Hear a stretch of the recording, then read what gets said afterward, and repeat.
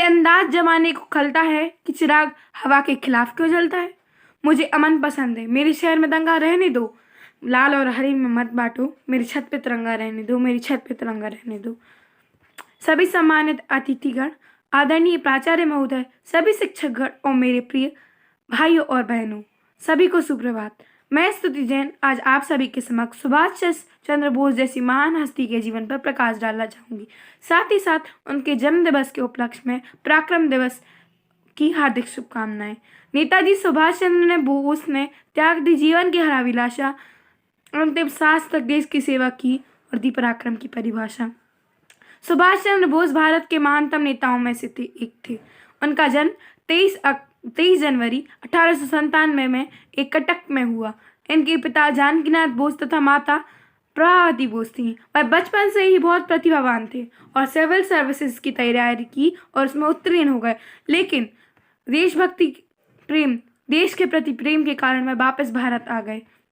उन्होंने 1943 में भारतीय राष्ट्रीय सेना INA फौज खड़ा किया और एक सशस्त्र तख्ता पलट शुरू किया और हजारों भारतीय युवा को ब्रिटिश उपनिवेश शासन से स्वतंत्रता के लिए प्रेरित किया।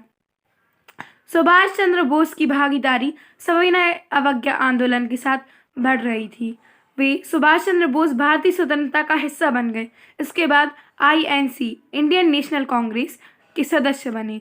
1939 में वह पार्टी अध्यक्ष बने। हालांकि गांधी जी और कांग्रेस के साथ वैचारिक संघर्ष के कारण बोस जी ने इस्तीफा दे दिया। शेर के शिकंजे से शिकार छीन ले, शेर के शिकंजे से शिकार छीन ले, शिकारी के हाथ से शमशीर छीन ले, शिकारी के हाथ से शमशीर छीन ले, और एक भी हिंदुस्तानी की खून में रगों में खून है जब तक, और एक भी हिंदुस्तानी की रगों में खून है जब तक, किसकी मजाल की हिंदुस्तानी से हिंदुस्तान छीन ले, किसकी मजाल हिंदुस्तानी से हिंदुस्तान छीन ले।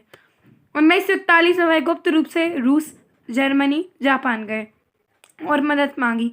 1943 में जापान ने मदद की अपील को सहमति दे दी। तब बोस जी ने 21 अक्टूबर 1943 के दिन नेताजी ने सिंगापुर में आज़ाद भारत की अस्थायी सरकार की घोषणा की। उन्होंने कहा, अस्थायी सरकार का काम होगा कि वो भारत से अंग्रेज उनके मित्रों को निष्कासित करे।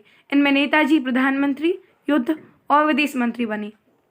साथ ही 16 मंत्री स्तरीय समिति बाद में INA भारतीय राष्ट्रीय सेना के में बनी। भारतीय राष्ट्रीय सेना ने उत्तर पूर्वी के हिस्से पर हमला कर दिया। यह हमला बोस जी के नेतृत्व में हुआ। इसके अलावा INA ने कुछ हिस्सों को गिरफ्तार करने में सफल रहा। दुर्भाग्यवश मौसम और जापानी नीतियों के कारण INA को आत्मसमर्पण करना पड़ा। हालांकि बोस जी ने आत्मसमर्पण करने से इनकार कर दिया। वह एक विमान से निकल गए, लेकिन यह विमान संभवतः दुर्घटनाग्रस्त हो गया।